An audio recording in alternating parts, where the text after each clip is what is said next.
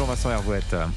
Bonjour Dimitri, bonjour à tous. Vincent, dans une interview donnée au journal Le Monde ainsi qu'à plusieurs titres britanniques, allemands, espagnols, Emmanuel Macron relance l'idée d'un emprunt commun européen. Ce qui vous a frappé, c'est la réaction allemande.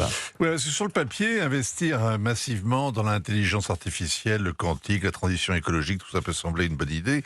L'Amérique et l'Asie ne nous attendent pas, mais dans la bouche d'Emmanuel Macron, ce rêve d'eurobond pour financer quoi que ce soit ressemble à de la provocation. L'Allemagne a fait savoir illico qu'elle ne voulait pas en entendre parler, que c'était une diversion à la française pour ne pas traiter les vrais problèmes. Il n'y a pas eu de délai de réflexion, c'est le plus frappant. Il n'y a pas eu de prudence diplomatique, de prévenance pour un vieil allié avant de taper sur la table.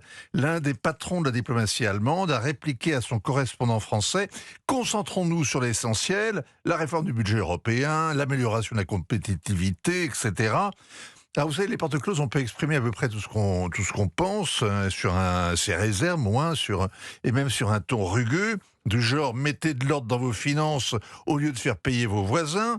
Ce qui est gênant, c'est de prendre la rue à témoin. Et avec les hauts fonctionnaires qui commentent, l'entourage du chancelier qui parlait aux journaux, c'est tout Berlin qui, hier, a tourné le dos au grand projet d'Emmanuel Macron, sans oublier les mauvais esprits qui l'ont aussitôt accusé de faire l'intéressant à la veille d'une journée de retraite, une sorte de sommet informel, demain pour réfléchir à la stratégie européenne. Mais c'est peu dire qu'il y a en ce moment du tirage, de la tension dans le coup franco-allemand. Le coup franco-allemand n'a jamais existé, sauf dans la tête de quelques Français qui voulaient croire qu'on puisse enfermer le génie, la puissance et les démons germaniques dans une cellule, la cellule familiale.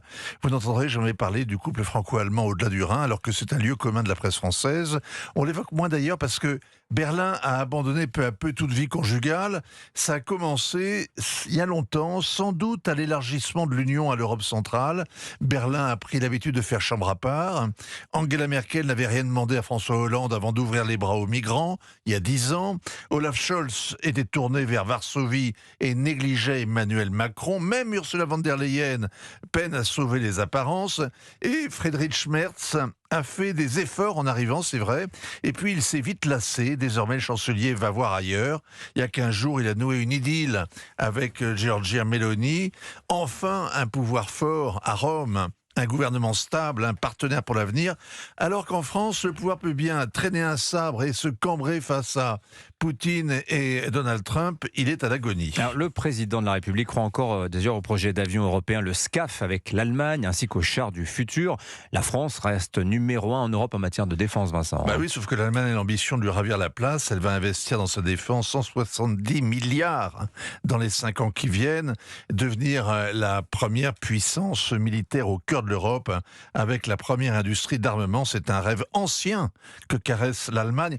Alors, sans remonter à la Prusse, puis sans rentrer dans le détail de ce projet qui est quand même très complexe, vous voyez le SCAF, cet avion du futur qui restera dans le futur, ce SCAF qui ne décolle pas, eh bien le feuilleton aura révélé l'ambition intacte, la passion jalouse qui anime Berlin, si pressé de dépouiller Dassault de ses brevets, de son expérience.